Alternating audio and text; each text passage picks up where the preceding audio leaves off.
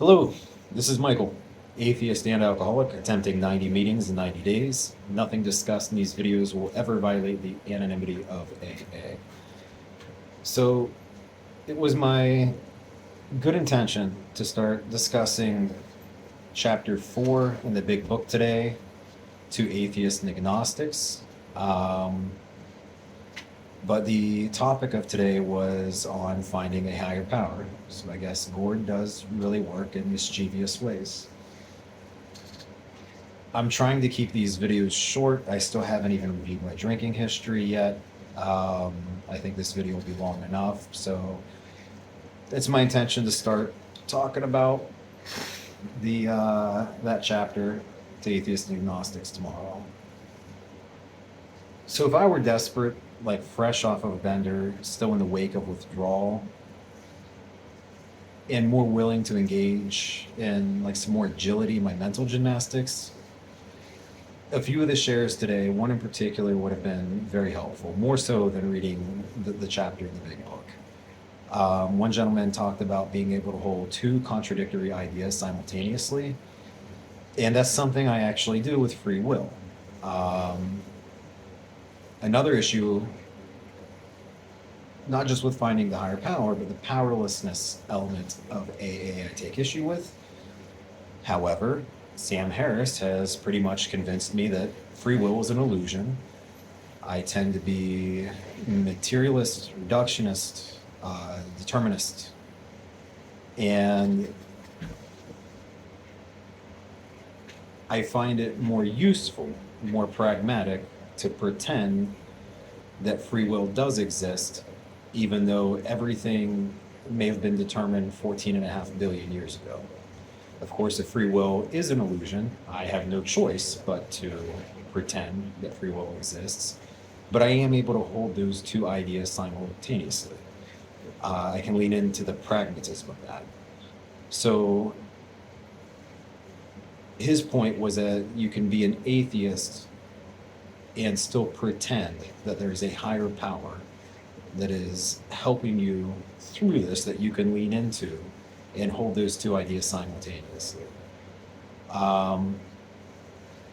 That one share, definitely more useful than the chapter in the big book. To me, that chapter was worse than useless. When I mentioned yesterday that my logic isn't super strong, I mean specifically identifying the weakness in like the structure of arguments. And I feel I have an intuitive sense for that, and maybe I don't, maybe I'm delusional, but I feel like I can feel that when there's a logical fallacy in an argument, even if I don't know the name of that logical fallacy off the top of my head. Ironically, I went to a Jesuit institution and logic was part of the curriculum. And that helped. So my intention starting tomorrow is to go through the chapter to atheists and agnostics and point out what I see as the weakness in the arguments one by one. My share today was simply that I am an atheist. This is what I struggle with most. My sobriety's in a good place. I'm here to see what I can learn from you guys. If my sobriety were compromised, I would go back to the secular program that I had luck with before.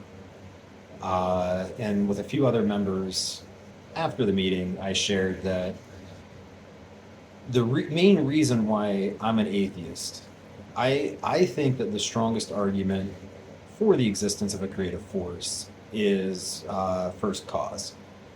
So even if you trace back the origins of the universe to the Big Bang, and it's worth noting that to my knowledge, one of the best observatories and some of the best astronomers in the world are at the Vatican. So the Jesuits, there's Jesuit scientists who can talk at length about the origins of the universe. However, what preceded that? What was the cause of the Big Bang? If we figure that out, what preceded that?